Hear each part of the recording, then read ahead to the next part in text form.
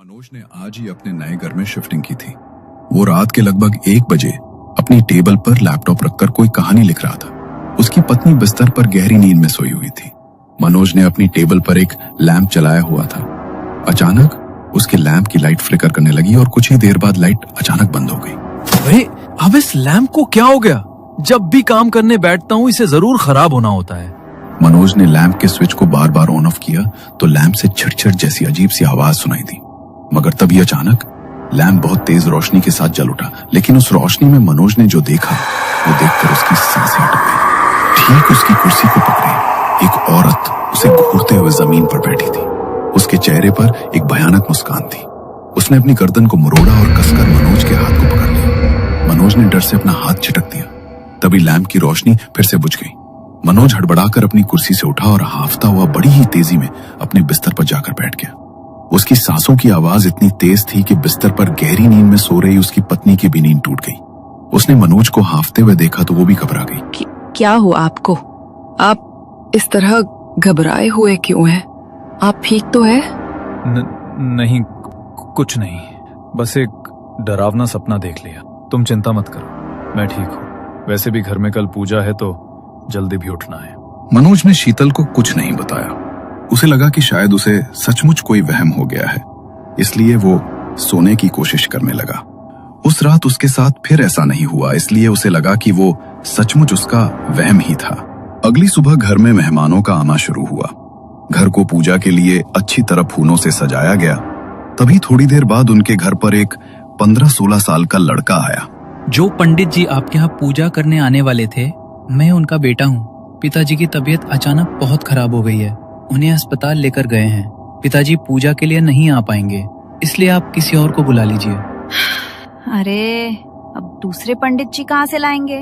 कोई बात नहीं, जब तुम्हारे पिताजी ठीक हो जाएंगे तो हम पूजा बाद में कर लेंगे। बहू, बिना गृह प्रवेश की पूजा किए घर में रहना ठीक नहीं होता, अपशगुन माना जाता है। माँ जी, लेकिन अभी अचानक दूसरा पंडित मिलना मुश्किल है। कुछ दिन की तो ही बात है, पंडित जी ठीक हो जाएंगे तो वो पूजा कर ही देंगे। कहते हैं कि नए घर की पूजा के बिना उसके भीतर निवास नहीं करना चाहिए, वरना उसके आसपास भटक रही अतृप्त शक्तियां उसके भीतर अपना घर बना लेती हैं। मनोज की फैमिली मॉडर्न थी, इसलिए उन्होंने गृह प्रवेश की पूजा को ज्यादा महत्व नहीं दिया और मनोज की माँ की बात भी किसी ने नहीं सुनी। सब लोग हॉल में बैठे खाना खा रहे थे। तभी अचानक मनोज की भतीजी बेचैन हो गई। अंकल, पता नहीं कुछ घबराहट सी हो रही है मुझे यहाँ पर। मैं आती हूँ थोड़ी देर में। मोनिका हाथ मुंह धोने वॉशरूम गई, चेहरे पे पानी के छींटे मारे। तभी उसे वहां किसी की सांसों की भारी आवाज सुनाई दी, जैसे कोई और भी मौजूद हो। ये पानी की आवाज कहाँ से आ रही है? नल तो बंद है, सब लोग बाहर हैं, मतलब बाथरूम में कोई है? मोनिका धीरे धीरे आगे बढ़ी। उसने कांपते हाथों से शावर एरिया का कर्टन हटाया और देखा बाथटब में एक बच्चा सिर घुटनों में दबाए बैठा था। कौन हो तुम? यहाँ कैसे आ गए? तुम शीला आंटी के बेटे हो क्या? बच्चा बिल्कुल चुप रहा। मोनिका ने डरते डरते उसका कंधा छुआ, लेकिन जैसे ही उसने चेहरा उठाया, मोनिका के रोंगटे खड़े हो गए। उसका चेहरा बिल्कुल खोखला था। वो बच्चा धीरे धीरे बाथटब से बाहर निकला और वॉश बेसिन की ओर बढ़ने लगा। तभी मोनिका ने पीछे देखा, वहां एक औरत खड़ी थी, सफेद साड़ी में, खून से सना हुआ चेहरा, सड़े हुए जिस्म से आती गंदी बदबू। उसने मोनिका की ओर घूरकर एक खौफनाक हंसी हंसी। डर के मारे मोनिका चीख पड़ी। अगले ही पल वो औरत अपने बच्चे के साथ वॉश बेसिन के आईने के अंदर समा गई। मोनिका हाफती सांस लेती बाथरूम से बाहर भागी और सामने से शीतल तेज कदम चलती हुई आती दिखाई दी। मोनिका, ये क्या हुआ? तुम इतनी जोर से क्यों चीखी? सब ठीक है ना? हाँ चाची, वो पता नहीं, वॉशरूम में वो औरत और वो बच्चा। औरत बच्चा, किसकी बात कर रही हो तुम? कुछ नहीं, शायद मुझे भ्रम हो गया था। मोनिका बुरी तरह पसीने से भीगी हुई थी। उसकी हालत देखकर और ये सुनकर शीतल को कुछ अजीब सा लगा। जरूर कुछ तो अजीब है इस घर में। कल रात भी ये लोग अजीब तरह से बर्ताव कर रहे थे, और अब मोनिका, न जाने क्या है इस घर में। मोनिका उनके साथ बाहर जाकर बैठ गई, मगर उसके दिमाग में वही खौफनाक तस्वीर घूम रही थी। शाम तक सब मेहमान चले गए। शीतल और मनोज अपने कमरे में चले गए। अचानक शीतल को कुछ अजीब महसूस हुआ। वो घबराकर वॉशरूम की तरफ भागी और जब वापस आई तो उसके चेहरे पर अजीब सी खुशी थी। अरे क्या हुआ तुम्हें? अभी तो परेशान लग रही थी, अब अचानक से इतनी खुश? खुशी की बात है, जिस खुशी के लिए हम इतने साल तरस रहे थे वो आज हमारी जिंदगी में आ गई। क्या तुम सच बोल रही हो? हाँ बाबा, सच में तुम पापा बनने वाले हो। शीतल की ये बात सुनकर मनोज के दिल में खुशी की लहर दौड़ गई, पर उसे क्या पता था उसकी इस खुशी पर किसी और की नजर है। रात के करीब 1:30 बज रहे थे। दोनों गहरी नींद में सो रहे थे। तभी माँ, मुझे भी तुम्हारे साथ आना है, लेकिन मैं तुम्हारे साथ नहीं आ सकता। तुम मेरे पास रुक जाओ माँ। देखो, मैं बिल्कुल तुम्हारे पीछे ही तो खड़ा हूँ। इससे पहले कि वो अपना एक और कदम अगली सीढ़ी की तरफ बढ़ाती, उससे पहले ही किसी ने कसकर उसके पैर को पकड़ लिया। डर के मारे शीतल की चीख उसके गले में दबकर ही रह गई। उसने हिम्मत की और पीछे मुड़कर देखा तो उसके होश उड़ गए। सफेद साड़ी पहनी, खून से लथपथ एक भयानक औरत एक बिना चेहरे वाले बच्चे के साथ निचली सीढ़ी पर खड़ी थी। उसने अपने नाखून शीतल के पैर में गाड़ दिए थे। शीतल उससे अपना पैर छुड़ाने की कोशिश कर रही थी, तभी उसने शीतल के पैर को जोर से खींचा और शीतल सीधी सीढ़ियों पर से लुढ़कती हुई नीचे जा गिरी। उसके गिरने की आवाज से मनोज और उसकी माँ की भी नींद टूट गई। वो जल्दी से दौड़कर वहां आए तो देखा कि शीतल गंभीर हालत में जमीन पर गिरी हुई है और उसके माथे से खून भी बह रहा है।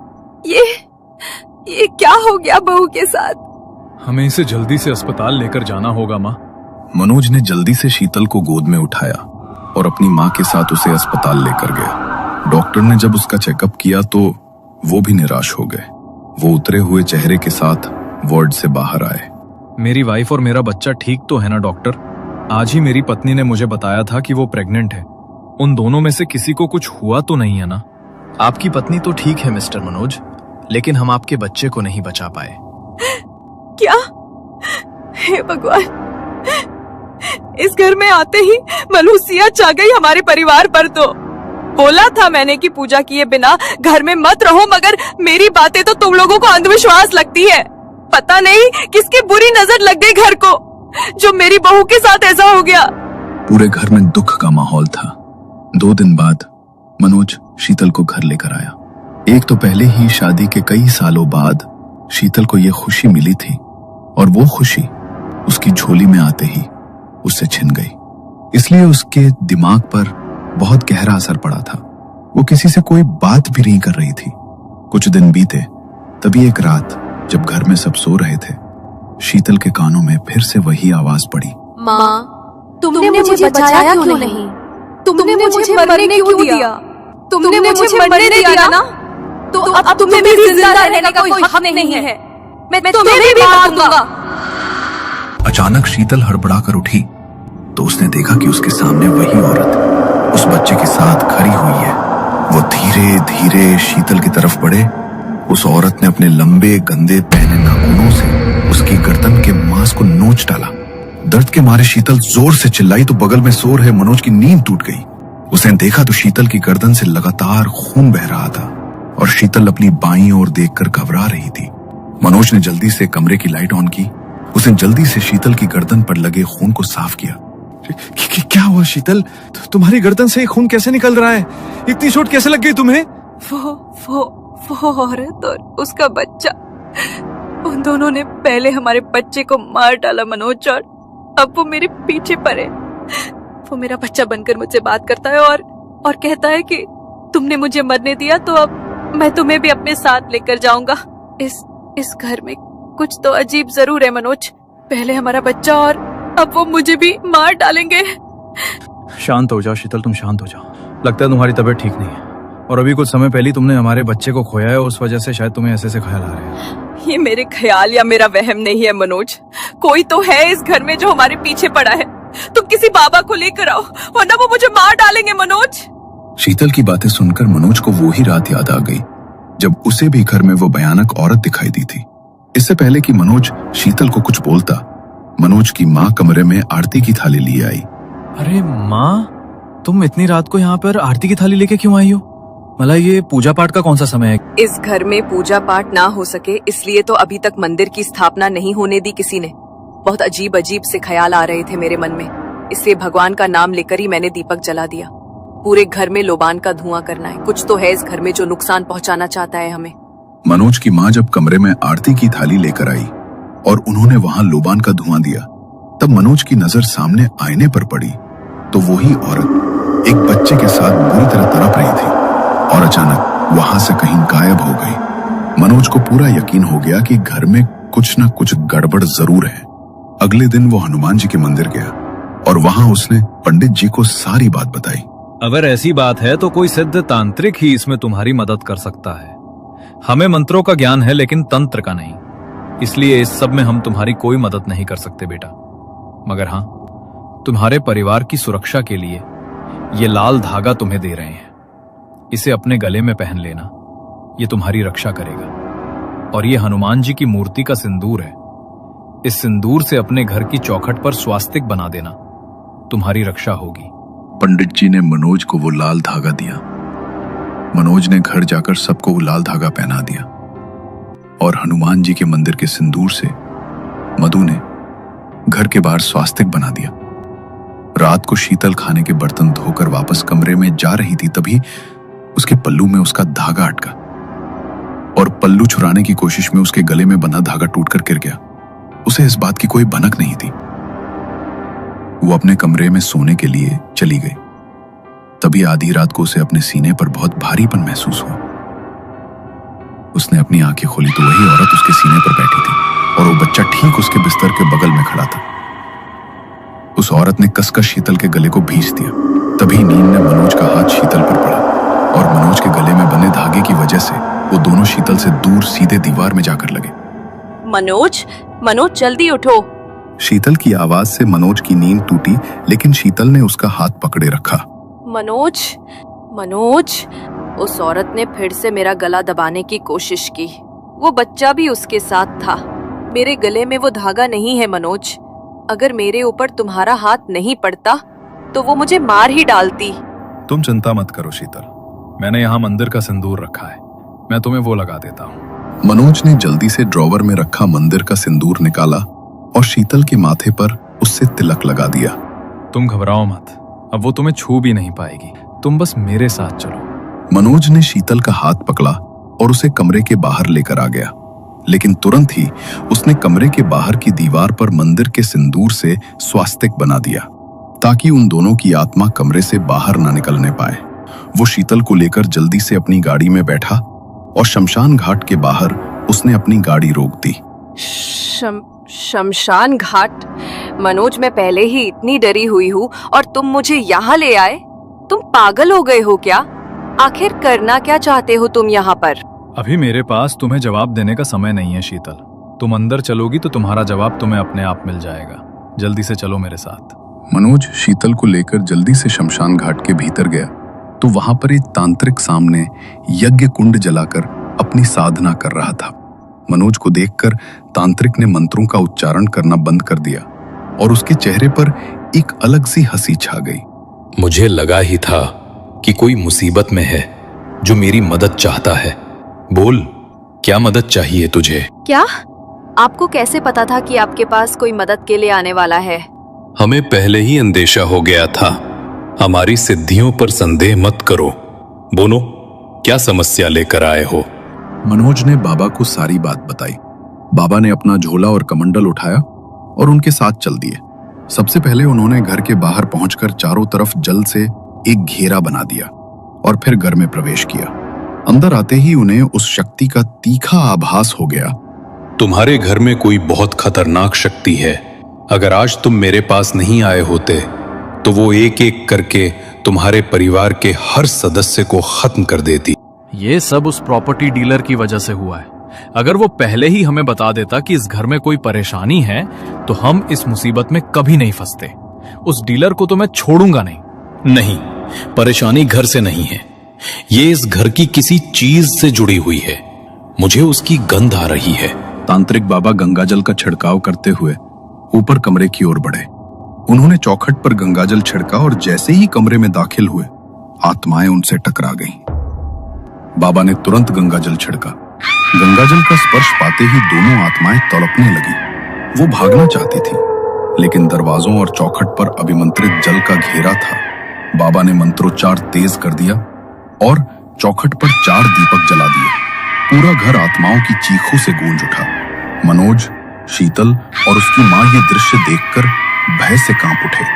आत्माएं मंत्रों की ध्वनि से बचने के लिए दीवारों से टकरा रही थी। अचानक बाबा की नजर कमरे की अलमारी पर गई। वो झटके से उठे और अलमारी का दरवाजा खोल दिया। उन्होंने गंगाजल छिड़का और आत्माएं चीखती हुई भीतर समा गई। बाबा ने तुरंत अलमारी बंद कर दी और ताबीज व मंत्रों की शक्ति से उसे मुहरबंद कर दिया। अचानक कमरे में सन्नाटा छा गया। बाबा ने चौखट पर जलते 4 दिए बुझाए और सीढ़ियां उतरकर सबके पास आ गए। परेशानी इस घर में नहीं थी, बल्कि उस कमरे में रखी अलमारी में थी। तुम वो अलमारी कहां से लेकर आए थे? वो तो मैंने एक ऑक्शन से खरीदी थी, लेकिन भला अलमारी से क्या परेशानी हो सकती है? 50,001, 50,002, 50,003। लॉट नंबर 13 की ये एंटीक अलमारी आपकी हुई मिस्टर मनोज। ये अलमारी जितनी पुरानी है और ऐसा लगता है कि अपने पीछे कोई ना कोई कहानी छुपाए हुए है, जैसे वो मुझसे कुछ कहना चाहती है। अरे लेखक साहब, आप तो हर चीज के पीछे कोई ना कोई कहानी ही ढूंढते रहते हैं। कोई कहानी नहीं है इसके पीछे, बस घर के मालिक परमानेंट फॉरेन में शिफ्ट हो गए हैं। वैसे भी उनका घर इतने सालों से बंद पड़ा था, इस सामान का कुछ काम था नहीं उनको, तो बेच दिया। अरे मैं तो मजाक कर रहा था विनोद, तुम तो हर बात में सीरियस हो जाते हो। बस जल्दी से ये अलमारी मेरे घर पर पहुंचा दो। नए घर में शिफ्ट किया है तो कल घर में पूजा भी है, सब मेहमान आएंगे। उससे पहले सब सेटल हो जाए तो अच्छा है। अरे आप चिंता मत कीजिए, आपके घर तक पहुंचने से पहले ये अलमारी वहां पहुंच जाएगी।